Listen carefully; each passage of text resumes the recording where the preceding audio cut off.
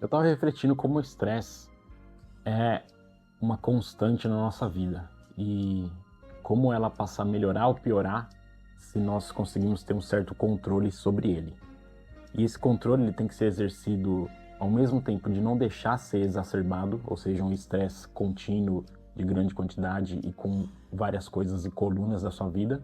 Ao mesmo tempo, não pode ser uma falta de estresse, zero estresse, porque a vida fica monótona, num tédio e com certeza sem mudanças, o que acaba sendo uma vida uniforme. E acho que a maioria das pessoas, pelo menos por ideia, não quer isso. Todos querem ter uma vida digna de luta para lembrar nas diversas interesses que a gente tem na vida. Quando eu digo luta, no sentido de a gente fazer coisas em prol de todos os aspectos que tem na nossa vida, relacionamento, carreira, diversão, desenvolvimento pessoal, família.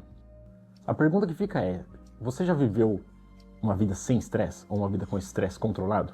A maioria das vezes que as pessoas estão nesse status é de férias, porque se retira a maior responsabilidade do trabalho e aí você consegue ter tempo para estressar, ou seja, botar energia, ou seja, se incentivar, se colocar em posição de dar ação a coisas mais recompensadoras e legais do que o trabalho, visto que, na maioria das vezes, nós trabalhamos apenas por sobrevivência e para ganhar dinheiro.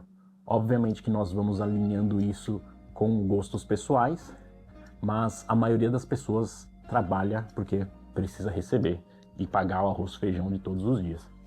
Então, a partir do momento que você se põe numa situação que você não precisa trabalhar e você consegue ter tempo para se estressar em outra coisa, ou seja, você vê que a vida fica muito legal, porque você começa a literalmente botar energia nas coisas que você quer e gosta. Então você começa a se estressar mais, ou seja, no sentido de engajar mais na academia que você faz, no seu relacionamento, em coisas simples como limpar a casa, tudo se torna algo muito mais significante quando você consegue ter esse tempo para se aplicar dessa forma. E é muito curioso também, tem pessoas que fazem do estresse uma mentalidade, uma personalidade. A pessoa vira e fala, eu sou assim e eu sou estressada mesmo, não sei o quê. E ela nunca se pôs no contexto de trabalhar onde ela quer se estressar. E ela acaba vivendo uma vida praticamente exausta, porque tudo é um motivo de estresse e sobrecarregar o sistema nervoso e aquilo que ela acha importante.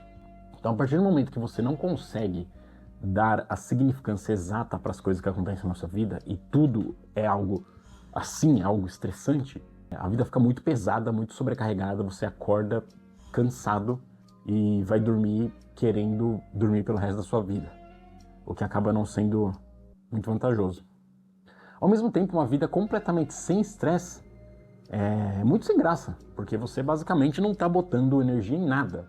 Então, são pessoas que acabam sendo muito levianas com a aplicação de energia, achando que nada vale.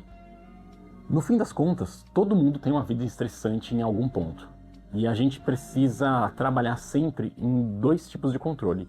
No que estamos nos estressando e o quanto estamos nos estressando. De todos os problemas que nós temos, a gente vai dando prioridade no que a gente vai gastar energia, gastar pensamento, gastar engajamento. E a partir do momento que você consegue dosar para coisas que realmente não são tão importantes, a vida fica muito mais simples. O interessante de pensar dessa forma é você acabar revendo a vida como se você fosse um personagem de videogame, onde você tem o seu dia ali para correr e você vai escolher onde você vai passar o seu tempo.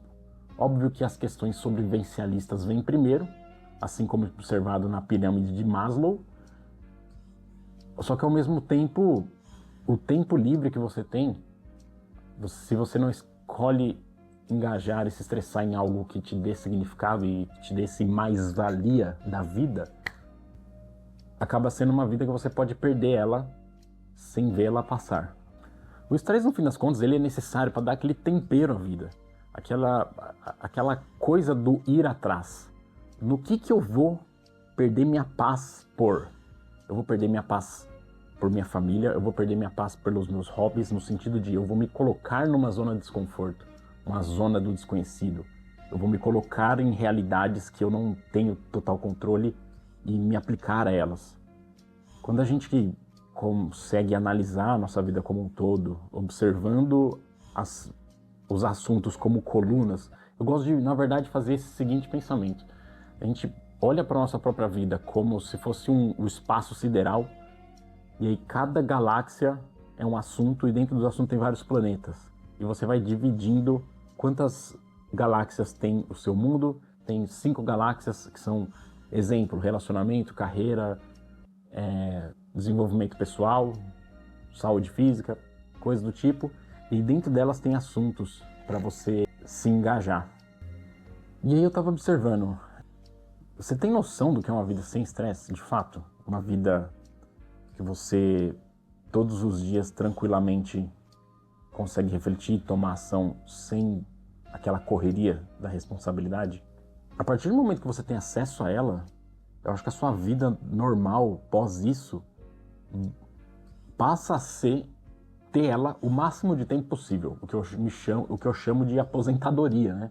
Porque a partir do momento que você tem uma condição financeira que te deixe não se preocupar em pagar o almoço de amanhã, você consegue ter uma cabeça livre para realmente se aplicar naquilo que você vê necessário. E, de novo, citando a pirâmide de Maslow, quanto mais você consegue acabar com as necessidades básicas e intermediárias e buscar o topo daquela pirâmide, mais a vida tem sabor, mais a vida tem aquele asterisco que faz você, até indo mais profundo, não temer a morte. Porque você vê que você está tentando ou está, de fato, tirando o melhor proveito das situações que estão acontecendo nela, a ponto de que o fim, que é inevitável, não te incomoda. Acaba sendo um nível de paz que eu estou buscando, e eu fico feliz de pensar que cada mês que passa, olhando em longo prazo, isso vem acontecendo. Então, apesar dos altos e baixos, quando eu olho um gráfico de longo prazo, menos eu temo a morte, e ao mesmo tempo mais eu aprecio a vida, a ponto de fazer dela uma experiência o mais consciente possível. Bom, é isso por agora.